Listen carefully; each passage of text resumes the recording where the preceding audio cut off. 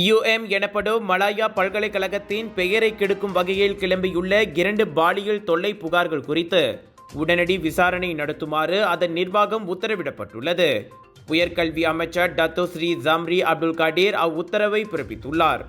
அப்புகார்களை ஏனோ தானோ என்று எடுத்துக்கொள்ளாமல் நீதி நிலைநாட்டப்படுவதை UM உறுதி செய்ய வேண்டும். நாட்டின் சட்ட திட்டங்களுக்கு எதிரான செயல்களை அமைச்சு ஒருபோதும் சகித்துக் கொள்ளாது என்றார் அவர்.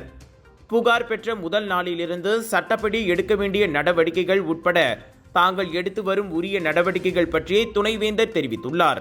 புகார் கூறப்பட்ட பேராசிரியரும் போலீசில் புகார் செய்துள்ளார். ஆக அனைவரும் நியாயமாக நடக்க வேண்டும் என்றால் போலீசாரின் விசாரணைக்கு தாம் வழிவிட வேண்டும் என்றார் அவர்.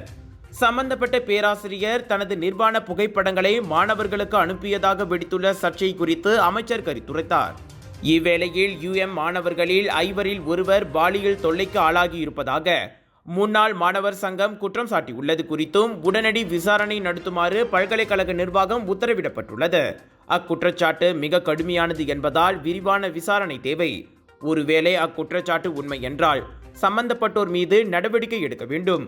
உண்மை இல்லை என தெரிந்தால் பல்கலைக்கழகம் மீது படிந்த கரையை போக்கவும் நடவடிக்கை எடுத்துத்தான் ஆக வேண்டும் என்றார் அவர். உங்கள் சிறந்த ஆரோக்கியத்திற்கு அளவான எண்ணெயுடன் சிறந்த முறையில் தயாரிக்கப்பட்ட சைவம் அசைவத்திற்கும் பொருந்தும் சூப்பர் ஊறுகாய், பச்சை கொடி சிவப்பு மீன் சின்னம் கொண்ட ஸ்ரீ மீனாட்சி ஊறுகாய்.